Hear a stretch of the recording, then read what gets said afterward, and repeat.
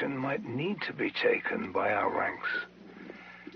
2 of our members have died in the incident. This, after months of work to establish their standing within the United India Company. We must remain vigilant.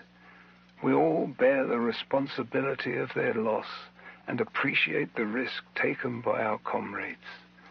We have yet to know whether their deaths were specifically targeted.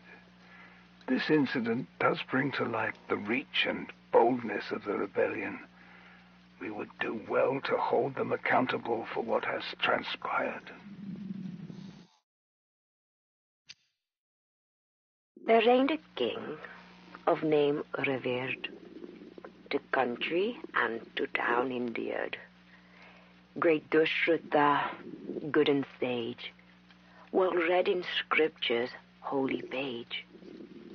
Upon his kingdom we'll intend, mighty and brave and provident, the pride of old Ikshvaku's seed, for lofty thought and righteous deed. Pair of the saints for virtues famed, for foes subdued and passions tamed, a rival in his wealth untold, of Indra and the Lord of Gold. Like Manu, first of kings, he reigned, and worthily his state maintained. For firm and just and ever true, love, duty, gain he kept in view, and ruled his city rich and free, like Indra's Amravati. And worthy of so fair a place, there dwelt a just and happy race. With troops of children blessed, each man contented sought no more, nor longed with envy for the store by richer friends possessed. For poverty was there, unknown.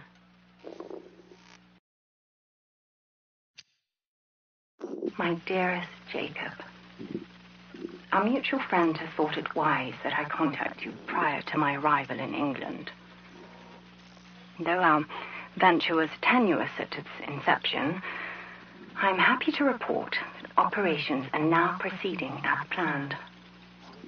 The local government's proved easy enough to persuade, and I do not foresee any further problems from the authorities who've been handsomely compensated.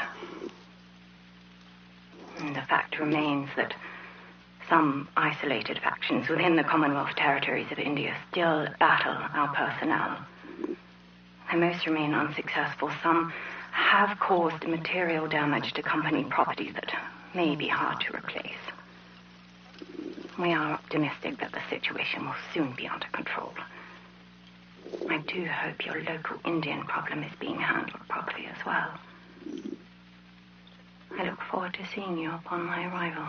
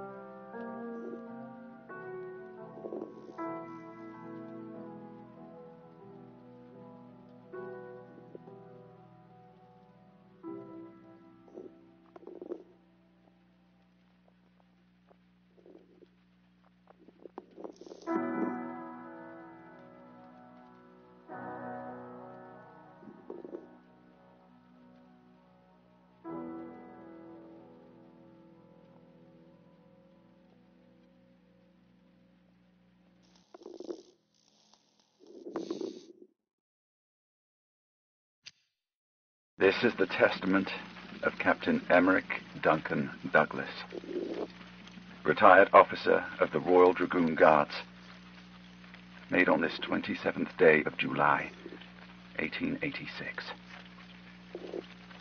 I swear to be sane of mind and body, and declare the following under no duress.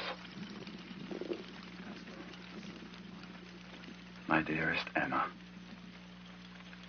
I hope you will find it in your heart to forgive me.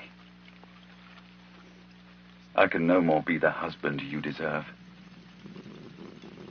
My service to the United India Corps is a decision I wish I could rescind. For the things I have seen and done will never cease to torment me. Though your beliefs would have me condemned to eternal hell for my actions, I now know that no such place exists. Nor does the heaven we all seek. God, if ever there was one, abandoned us long ago. To you, my wife, I bequeath my ancestral home in Surrey and all its belongings. To my only true friend, Sebastian, I leave the content of my coffer. Tell him he was right all along. He will find what he seeks inside. Hey, what are you doing here? Wait! No! Emma! Emma! To the advocate of the American Eastern Coast chapter. The events of the last few days have raised many concerns amongst our people. The Empire believes the monarchy is well and in control, but nothing could be further from the truth. Though they curse the oppression of the Queen's rule, little do they know that there is a far more potent group now in charge. The Order has declared martial law throughout London, and I fear we are moving towards a point of no return. The sentinels that have, under the guise of protection, kept a vigilant watch over us now hover over our lives with the weight and deafening sound of oppression. Were we better off under the rule of Her Majesty? Will we long for the day she appeared from her seclusion to patronize us? I have yet to understand why all this has happened. Therefore, I implore you, do not return. Not yet. It may be only a matter of time before we are forced to come to you and abandon the place we once called home.